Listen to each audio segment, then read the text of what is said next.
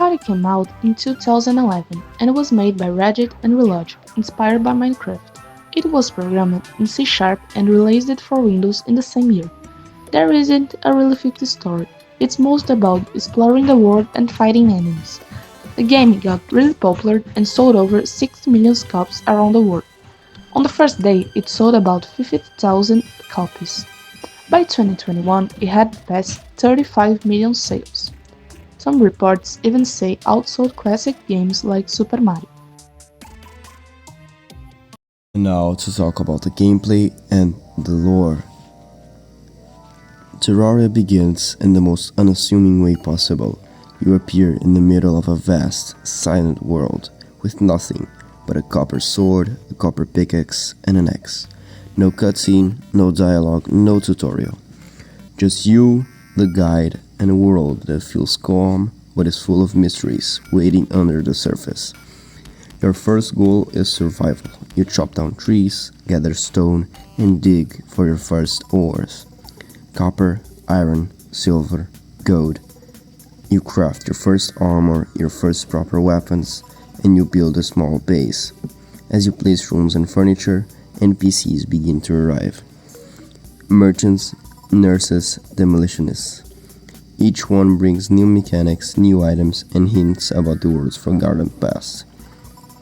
Exploration pulls you forward. You head into the desert, the jungle, the snow biome, and eventually into the deep caverns.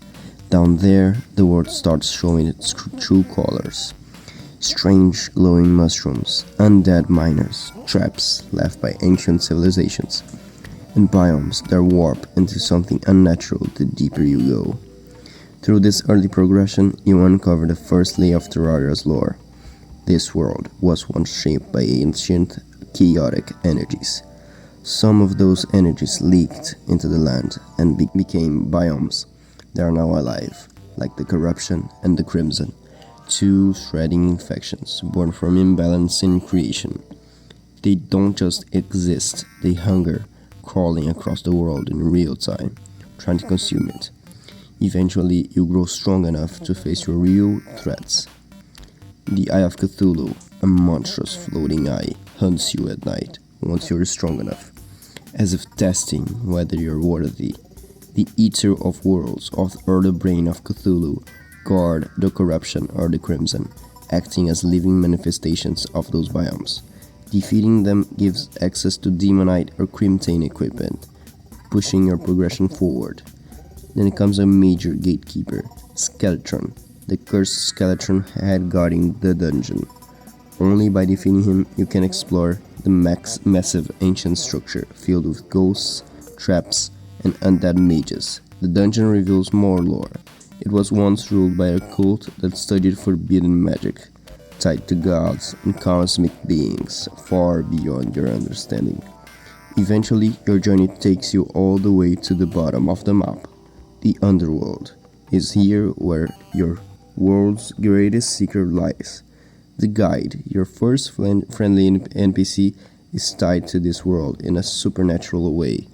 And when you throw a voodoo doll into lava, you summon the Wall of Flesh, a horrifying creature created from pure ancient magic, sealing away the full power of the world. Defeating the Wall of Flesh breaks that seal and unleashes hard mode.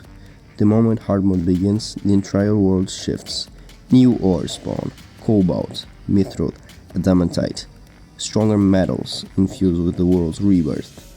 But something else happens. The corruption, crimson, and a new biome, the Hallow, start spreading aggressively. The Hallow is often misunderstood as a good, but in Terraria it represents extreme purity, a force just as aggressive and dangerous as corruption. It spreads like holy wildfire, overriding everything in its path. Terraria becomes a world stuck between too much darkness and too much light. As you mine deeper and grow stronger, the world challenges you with three mechanical bosses, the Twins, the Destroyer, and Skeleton Prime. These are machine-like creations of earlier bosses, rebuilt by ancient forces to stop anyone from becoming powerful enough to threaten what lies beyond. The mechanical bosses represent the world's automated defense system, activated after the seal is broken. Defeating them awakens the jungle, and with it, Plantera, The jungle is home to an ancient civilization, something lizards, others, and even older species that try to harness the world's power for themselves. The temple hidden deep in the jungle is a remnant of the lost culture. Inside it lies the golem, an ancient sentinel created to defend this sacred place. Defeating the golem puts you at the same level as the civilization that wants through Terraria, but your journey is far from over. After the golem falls, strange hooded figures appear outside the dungeon, the lunatic cultists. Their existence reveals something crucial. The dungeon cult never disappeared. They simply waited for someone strong enough to break the final seal. By defeating the lunatic cultists, you unintentionally summon the celestial pillars, massive portals connecting Terraria to other dimensions. Four alien armies invade your world, each representing a different pillar of cosmic power: Solar, Vortex, Nebula, and Stardust. These factions are the heralds of a being far older and stronger than anything you faced. The destruction of the celestial pillars awakened the Moon Lord.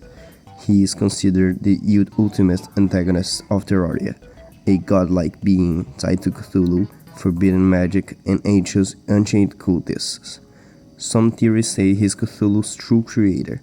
Others believe he's what remains after ancient gods tore Cthulhu apart. But every clue in the game points to a single idea. The Moon Lord is the apex of all cosmic forces connected to Terraria.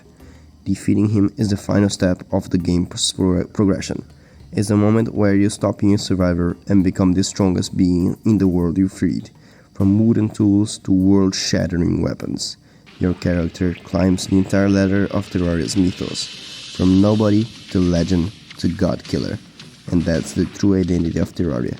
Not just exploration or building, not just boss fights or loot, but the feeling of slowly uncovering a world shaped by ancient forces, battling infections, cults, lost civilizations, and cosmic entities, until you finally become the hero the world was waiting for. This is Terraria, a journey from nothing to everything.